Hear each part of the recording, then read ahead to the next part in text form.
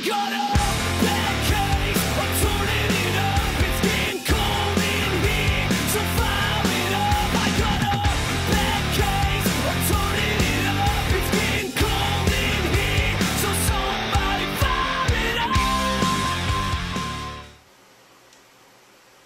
What's up guys, Jake here from Hookah.com, bringing you a Shisha review on a brand new product, brand new brand to hit the market.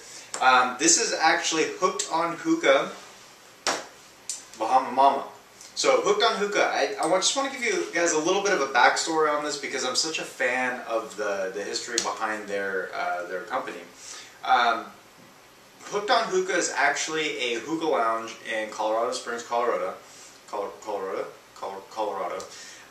Actually one of my favorite cities in America. But so they have a lounge. They opened it. It's actually been around for a while because they've won 6 consecutive, so 6 annual best hookah lounge in Colorado. Something to be very proud of for them. And then they actually made their own line of tobacco. So they were serving all the standard stuff at their lounge, and I guess they decided to wake up one day and was like, hey, why don't we just make our own tobacco? Great idea. But they sent us their whole, actually a lot of their lineup of products to get our take on, and just to give the feedback on to you guys and to them and all that. But yeah, so let's start with the packaging. Pretty familiar, pretty standard. I mean, it works, it's efficient, so it's the Starbucks can. They got the cool logo on top, and then inside you have a single bag with the tobacco inside. That's it, straightforward. They come in 100 grams, 250s, and kilos for now. I don't believe there's any 50 grams, but maybe they should consider that considering it's a new brand, so, you know, for samplers and all that. But the pricing on this is pretty standard, actually maybe a little bit higher compared to comparable products. Mainly because I'm not entirely sure why, but it is a little bit more expensive. So you're expecting to pay anywhere from $10 to $12 per 100 gram on this stuff. But yeah, let's just report it out. The labeling is pretty straightforward. It shows the flavor, different colors, and a little imagery icon to differentiate the different flavors. So the first thing that I want to notate on this, and I'm going to actually show you guys right here, the cut on this tobacco is a little bit too fine for my personal preference. And how does that relate into the smoke? It actually, I will tell you actually a little bit later when I start smoking it.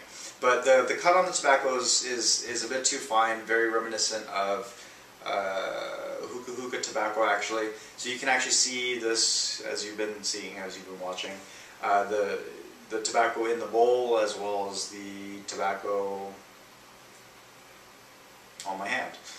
Yeah, so that's the cut of the tobacco. What I did notice, the first thing that I noticed in most of their bags is it's a little bit drier than I think it should be. I don't know if it's evaporating in the bag or losing absorption. I'm not sure exactly what that might be, but it's a little bit dry. So already kind of 2 points of concern going into this.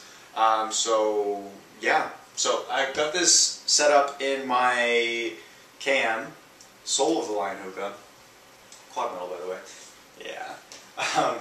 But it's loaded up in my Hookah John Harmony bowl, which is quickly becoming my favorite bowl for brands like Starbuzz, Fumari, etc., etc.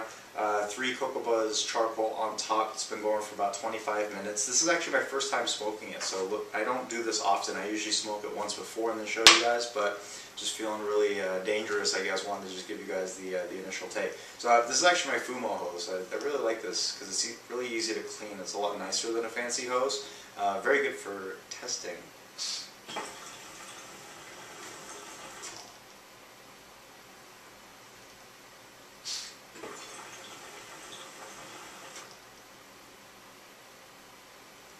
So you notice the clouds are quite milky. Very impressive considering the cut and the juice.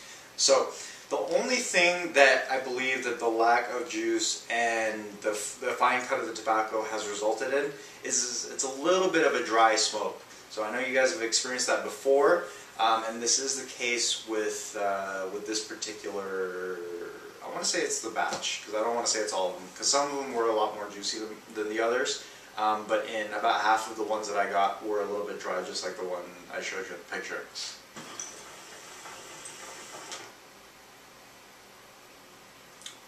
Overall, a very good smoking experience. Now the flavor on this Bahama Mama, you get some pineapple, some coconut. It's a very tropical blend, reminiscent of a few other flavors that are out there from Fantasia, maybe even Starbuzz.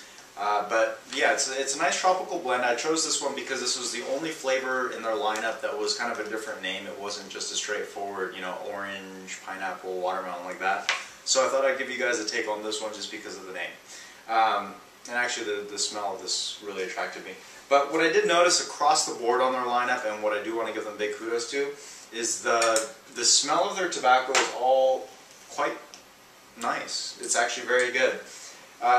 Very impressive, I would say, for an up-and-coming brand, completely new. I would only imagine not so much experience in creating tobacco, and with that in mind, I think they did a great job with this. But you guys want to know how it stands up with the other stuff in the market. Well, I will be completely honest in saying that it is a lot better than some of the stuff that I've tried out there. But I think it falls a little bit short of the quality level of Starbuzz and Fumari. You're not going to get the same consistency because, I mean, those companies have been around for a little while. They're more experienced in what they do. But this stuff, I mean, if you're in Colorado, I don't see why you wouldn't go to the lounge and smoke their stuff. It's very impressive considering it's basically homemade. Well, not made at home, but you know, you guys know what I mean. Just cut it. Bahama Mama from Hooked on Hookah. Overall rating, we're actually going to give this one a solid 80 out of 100. I was actually expecting to score it a lot lower considering the cut and the juice and the dry smoke. But the flavors lasted on this. I mean, we're about 30 minutes into the session now, which is usually where it either, you know, it dies out or it doesn't. And this has stayed consistent. You do get a little bit of the taste of the tobacco in there, which I'm not a fan of, which is where they lost a bit of their points there. But the remaining points, the only points that were lost with it is a little bit of a dry smoke, but you get the flavor and it translates over quite nicely. So I'm pretty sure they're going to open up their online store, so it's going to be available to everybody pretty soon. But this is just to give you guys the exposure. So any of the Colorado viewers out there, if you've ever heard about Hooked on Hookah Lounge, or if you haven't been there, I would definitely give them a shot and try out some of their flavors, and you can obviously buy the tobacco at their lounge. But yeah, overall, very impressed. So 80 out of 100 is actually a pretty good, substantial rating. Scores a lot better than some other stuff that we've tried. And like I said, it's worth a shot once this becomes available. You can see the link on hookahrev.com for these guys if you want to read up a little bit more on them. It's a really nice success story. I really want these guys to succeed just because of that success story. Very nice guys. Yeah, just check it out, guys. Alright, the rest of the lineup of these flavors will be done by our staff editor on hookahrev.com. So be sure to check out the website for the rest of the reviews. This is, I might actually do one more Hooked on Hookah video review, but most of the lineup will be posted on the website. So, till next time guys, see you guys later.